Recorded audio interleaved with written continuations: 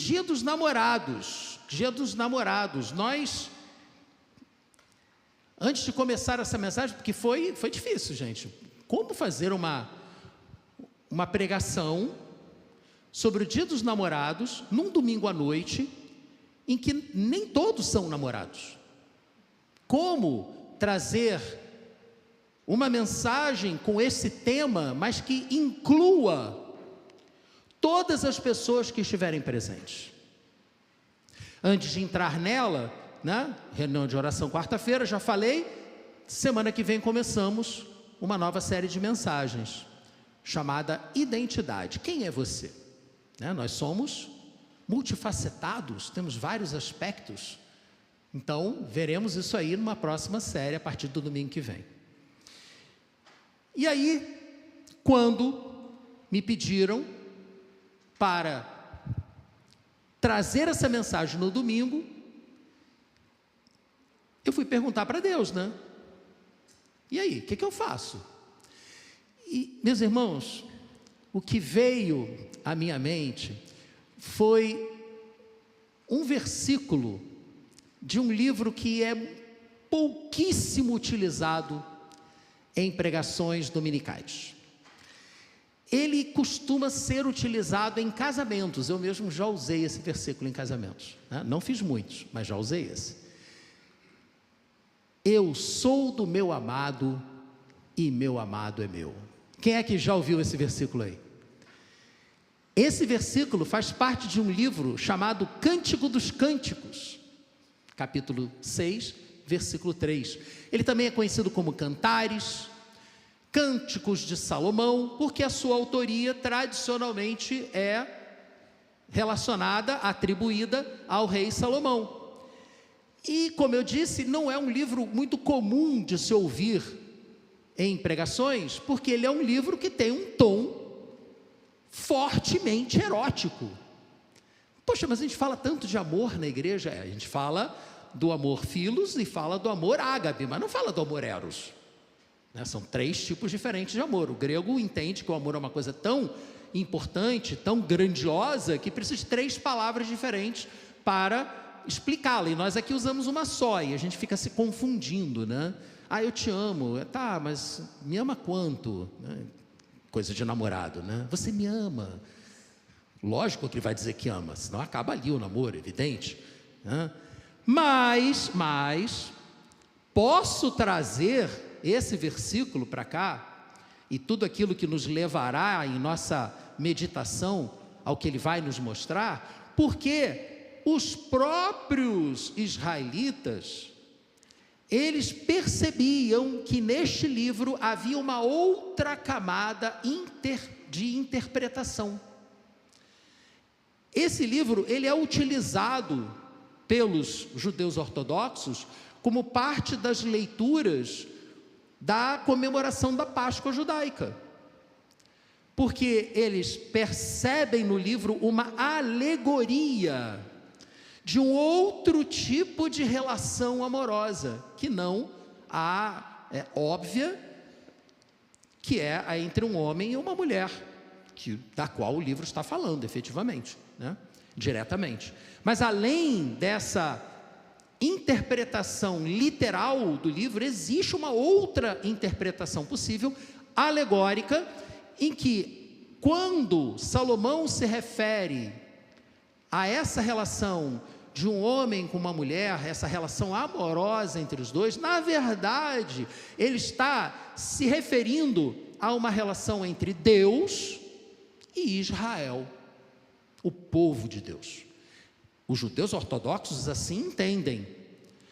Já na tradição cristã, que acaba sempre fazendo aquela releitura da tradição judaica, adaptando a tradição judaica à realidade da vinda do Messias, né? Para nós, o Messias já veio, o prometido já está, já veio, já fez o que tinha que fazer e já voltou para o Pai.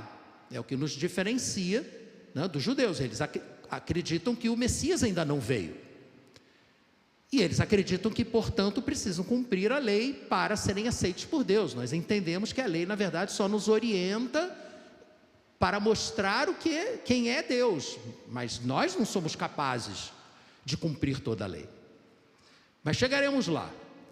Na tradição cristã, é uma profecia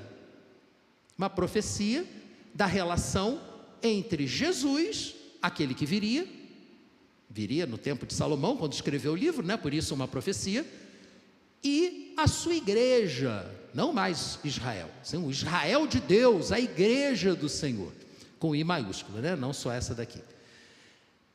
Agora, lógico que essa interpretação alegórica, ela não impede que você utilize no seu relacionamento conjugal esse livro como inspiração. Não há problema nenhum. A interpretação figurada não impede a interpretação literal, mas é evidente que eu não vou usar a interpretação literal aqui com vocês. Tá? Mas escolhi, né, me senti inspirado a escolher esse texto, porque afinal de contas hoje é o dia dos namorados, né? E aí, depois desse versículo, foi um bom começo. Puxa, legal. Mas e agora? E o que vem depois? O bom começo é sempre um bom começo. Você já não está mais travado. Já dei o primeiro passo. Só que depois vem outros, né? Vem outros. Hoje é dia dos namorados. Aí eu lhe pergunto. Quer dizer, hoje nós comemoramos aqui na nossa igreja o dia dos namorados, que foi na sexta-feira. Mas aí eu lhe pergunto, como é que você interpreta o namoro? Porque a forma como você enxerga o namoro vai contribuir ou dificultar a compreensão da mensagem que pretendo apresentar para você. Como você interpreta essa relação que nós chamamos de namoro? Quando eu buscava namoradas, rapazinho de 15 aos 18 anos, eu era recém-convertido, mas era convertido mesmo. Então eu buscava uma namorada para casar.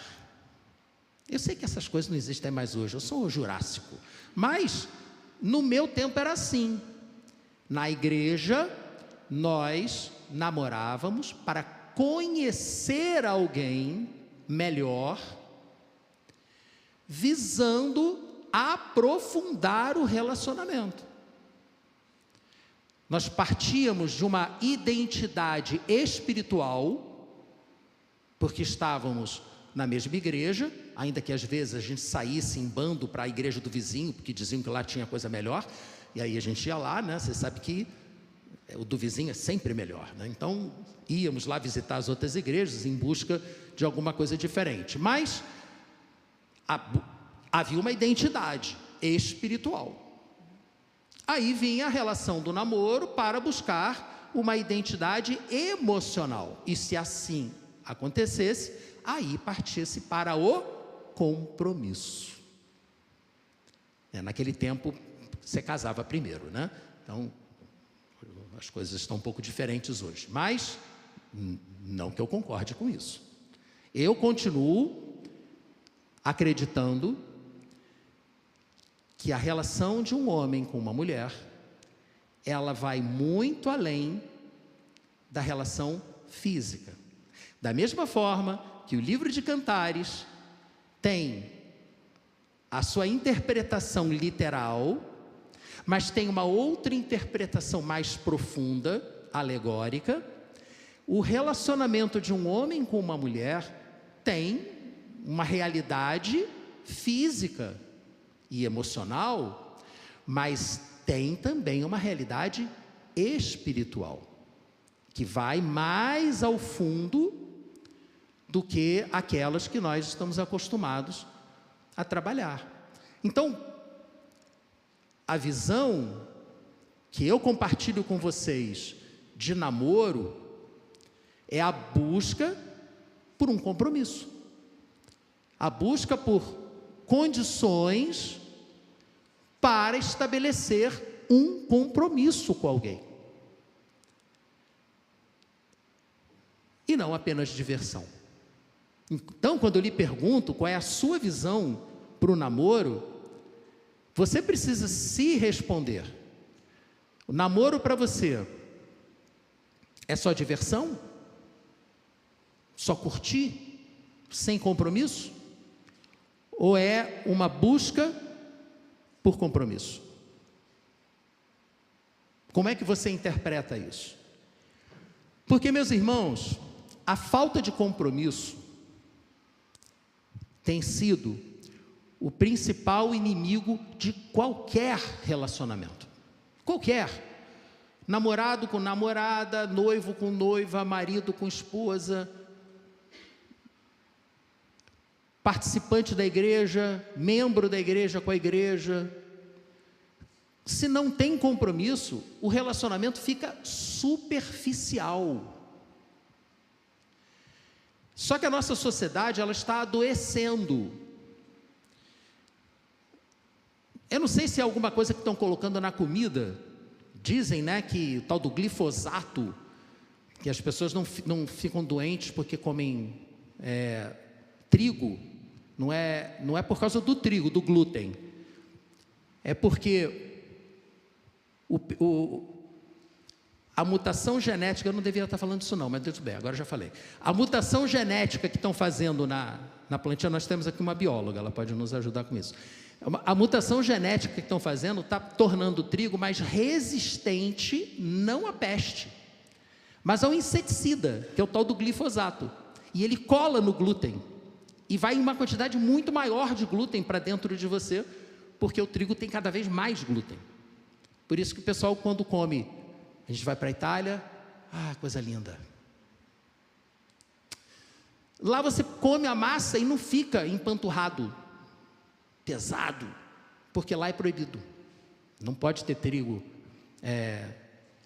trans, não pode ter trigo transgênico, né? Não é outra coisa. Não pode. Então o trigo lá morre mais por conta de pragas, sim, é verdade, mas o que sobra é muito mais saudável. Veja,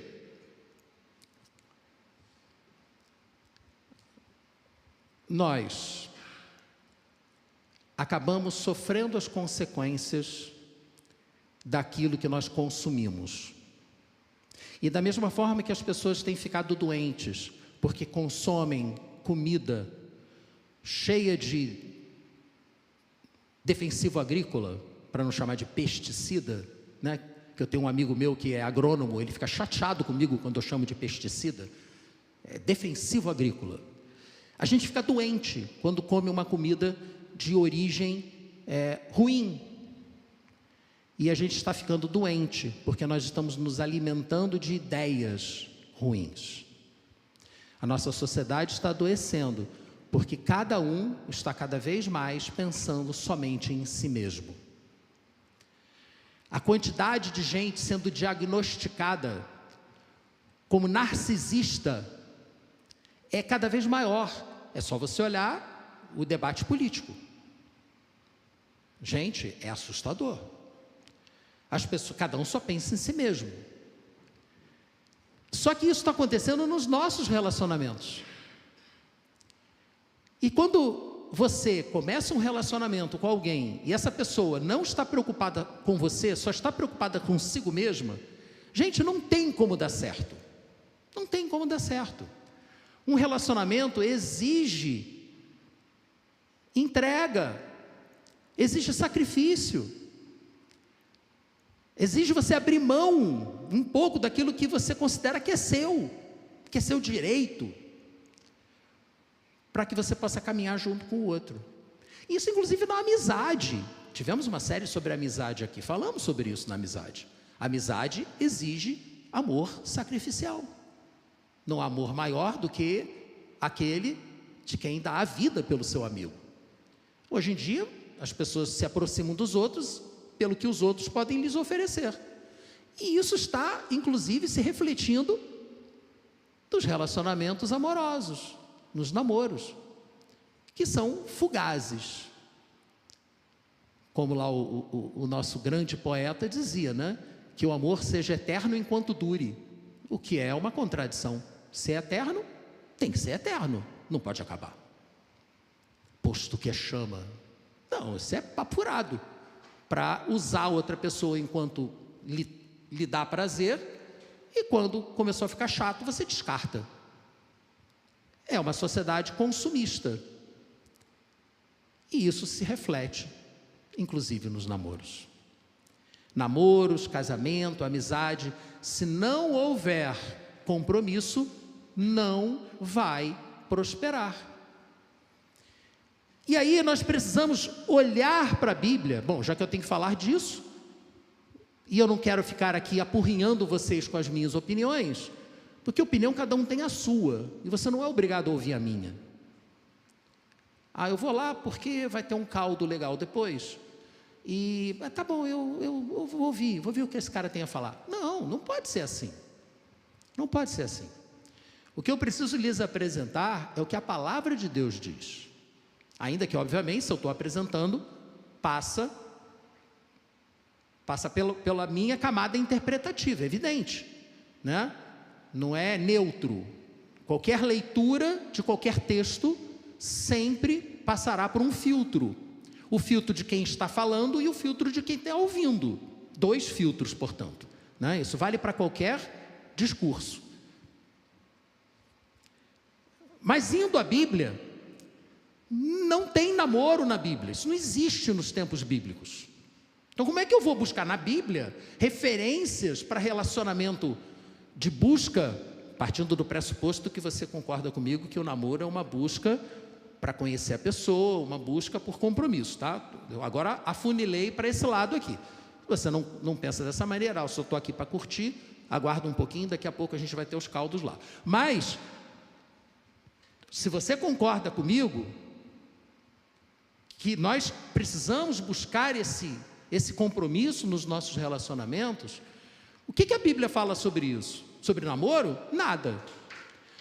Mas nos tempos de Jesus, e antes dele, havia algo parecido com o namoro, que era o noivado. Mas hoje em dia ainda tem noivado. Mas hoje em dia noivado tem outro significado, né, gente? Vocês sabem. Noivado é quando você decide, já está vivendo junto, já tem filho, aí resolve casar. Vamos casar, vamos. Então ficamos noivos. É outra coisa. Mas naquele tempo não era assim, não. O noivado durava um tempo, ainda que naquela sociedade normalmente as relações começassem por iniciativa das famílias. Eram as famílias que usavam os seus filhos e filhas como relacionamento, alianças com outras famílias. Isso, gente, foi até a Idade Média, aquela história de o rei casando com a filha do outro rei, fazendo aliança política. Isso, lógico, que entre os camponeses não tinha nada disso. Se bem que mesmo entre os camponeses, procurava-se casar os filhos com famílias que pudessem agregar alguma coisa à sua família. Então essa foi sempre a ideia. Esse negócio de amor romântico, isso é coisa da Renascença, tá? É o viés de professor de história que sempre aflora aqui, assim. Mas, vejam, Maria era noiva de José. Ela estava comprometida a José. Eles não moravam juntos, eles não viviam juntos, cada um na sua casa. E aí ela engravida, e agora? Como é que vai ser isso? Eu quero falar com vocês de uma relação espiritual em que a Bíblia utiliza o namoro, o noivado no caso, como referência.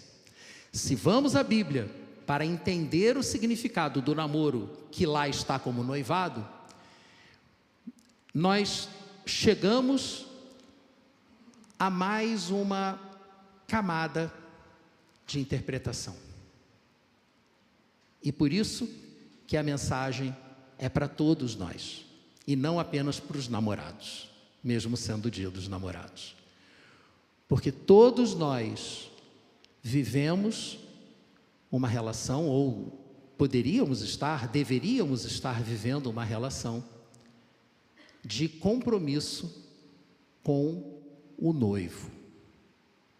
Nós, a noiva, ele, o noivo. E eu acho que você já sabe de quem que eu estou falando. Alguém não sabe de quem que eu estou falando aqui? Eu estou falando de Jesus. Ele é o noivo. Os primeiros cristãos, quando olharam para o livro de Cantares, Cântico dos Cânticos, viram claramente ali uma alegoria do amor de Jesus pela sua igreja. Isso fala a todos nós. Por exemplo, João Batista. Muitos viram os milagres que ele fazia e acharam que ele era o Messias, o prometido. E o que ele respondeu? Não, eu não sou o noivo. Eu sou apenas o amigo do noivo, que hoje nós chamaríamos de best friend, né? Meu Deus, me ajuda aí. Padrinho, isso, padrinho. Ele se colocou dessa forma: eu sou apenas o padrinho, eu não sou o noivo. Isso está lá em João 3:29. E o próprio Jesus confirmou que ele era o noivo. Então, em Mateus 9:15, são citações muito rápidas, não precisa abrir a Bíblia não, daqui a pouquinho você abre a sua Bíblia. Mas lá em Mateus 9:15, foram questionar Jesus por que os discípulos dele não jejuavam. Porque era uma prática religiosa tradicional dos judeus jejuarem em determinados dias da semana, em determinadas épocas do ano, e os discípulos de Jesus não jejuavam. E o que Jesus disse? Os convidados do noivo não devem ficar de luto enquanto o noivo está com eles. Jesus, seus discípulos não jejuam por quê? Porque eles são os meus convidados, eu sou o noivo e eu estou aqui. Eles não têm que ficar de luto, né? O jejum tem um simbolismo, né, de luta, inclusive. Tem uma outra passagem, essa já não nas palavras de Jesus, mas de Paulo, que também é muito usada em casamentos. Eu usei, inclusive, num casamento do filho de um casal amigo nosso.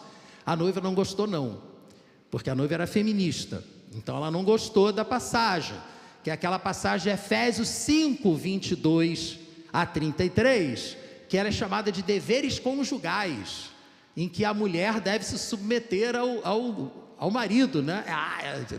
Azedou a noite, à tarde, na verdade, né? O drone quase caiu assim, tal. Estou exagerando. Ela fechou a cara, não gostou não. Eu aprendi, foi o meu primeiro casamento. Eu aprendi.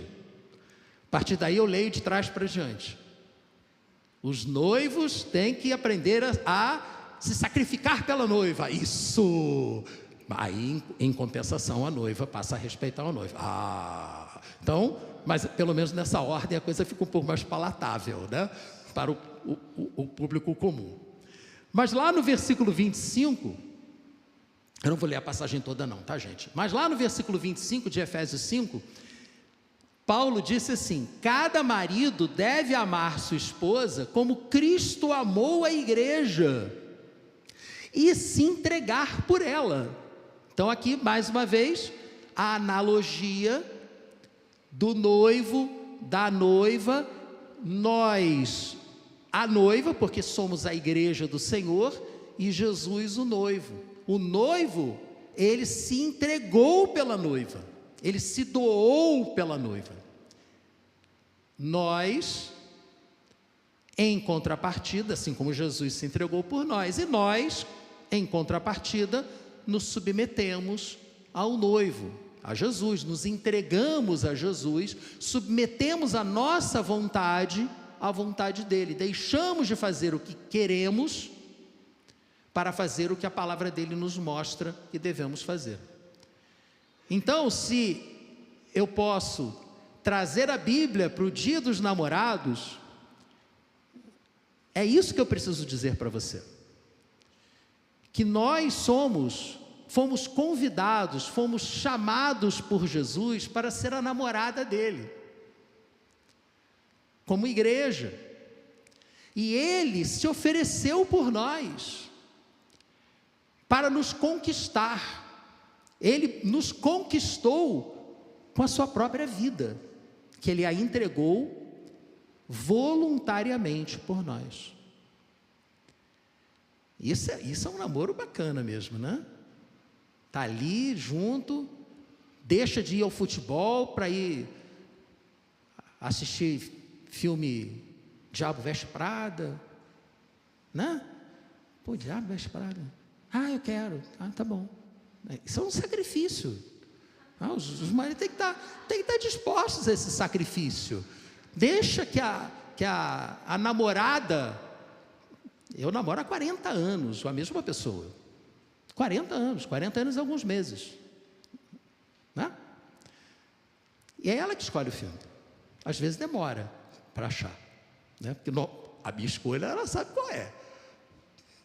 Tem que ter bomba, tiro, soco, entendeu? É a minha escolha.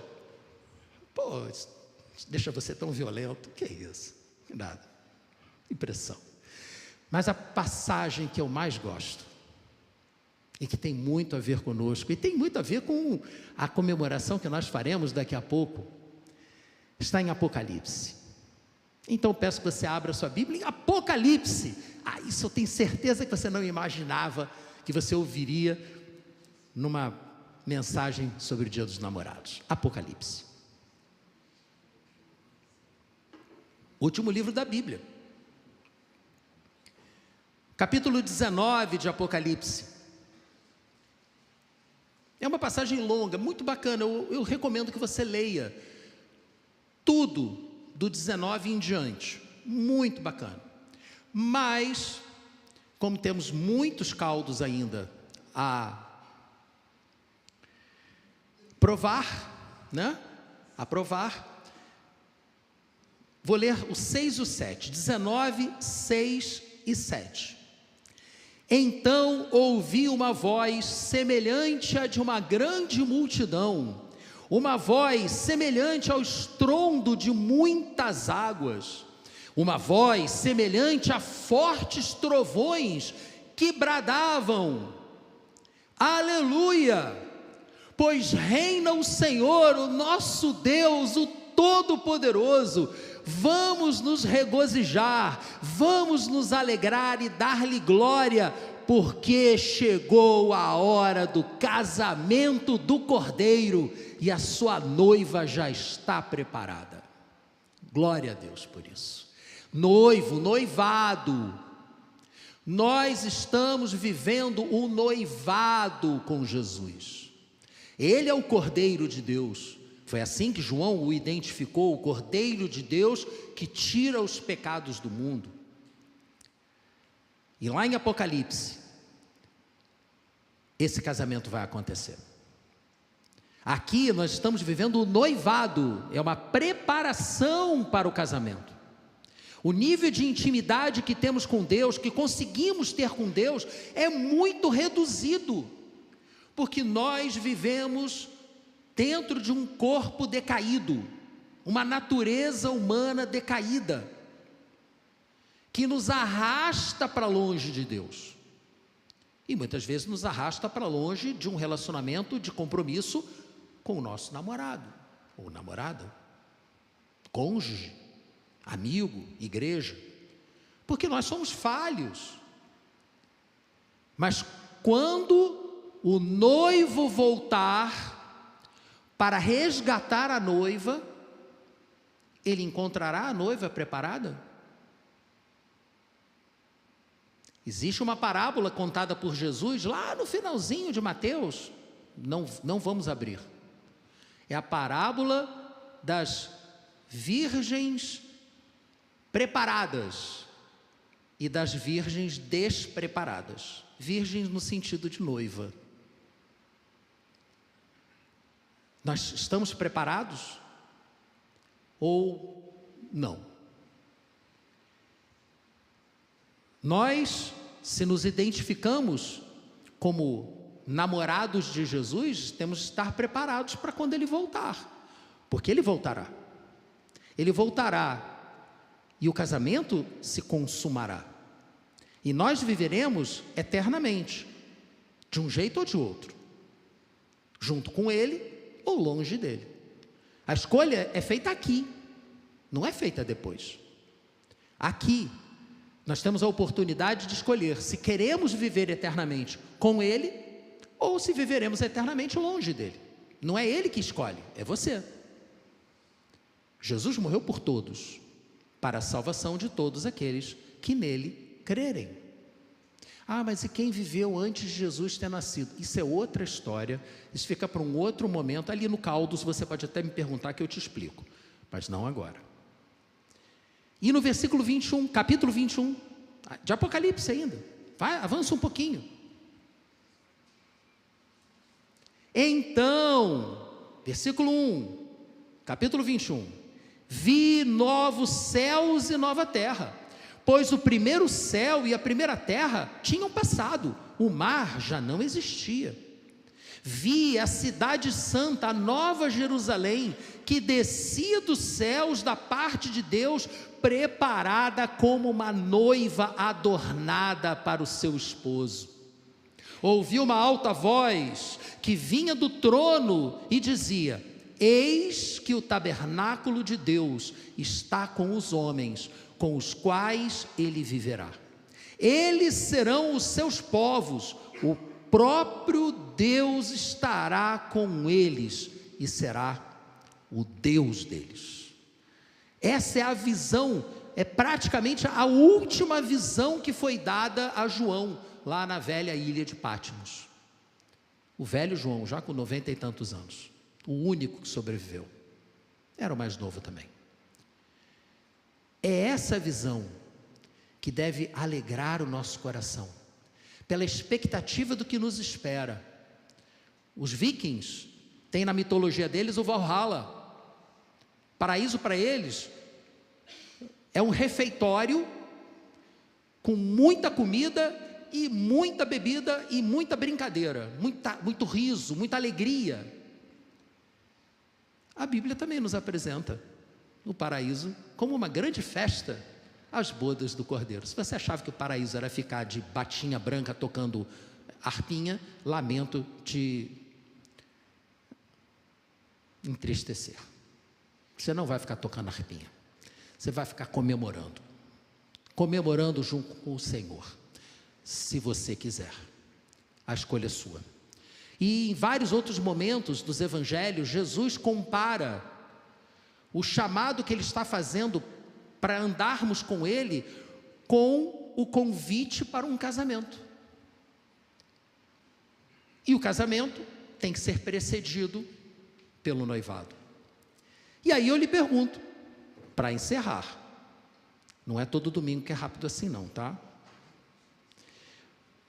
Aí eu lhe pergunto, como você se sente ao ser identificado como a noiva de Cristo? O que isso significa para você? Nessa relação entre namorados. Porque assim, dessa forma, pensando dessa maneira, buscando essas analogias, se nos identificarmos no dia dos namorados como parte da igreja, com o nível de compromisso que era exigido das noivas do tempo de Jesus, nós passamos a ser noiva de Cristo, a quem Ele ama a ponto de entregar a sua própria vida, por nós, por você. Leve seu namoro a sério, não apenas com seu cônjuge, se você já é casado, com a sua namorada ou noiva, se você ainda está nesse estágio. Leve o seu namoro a sério com o nosso Senhor Jesus e seja abençoado. E eu quero orar por você, para que o Espírito Santo confirme no seu coração que você é noiva de Cristo. Feche seus olhos.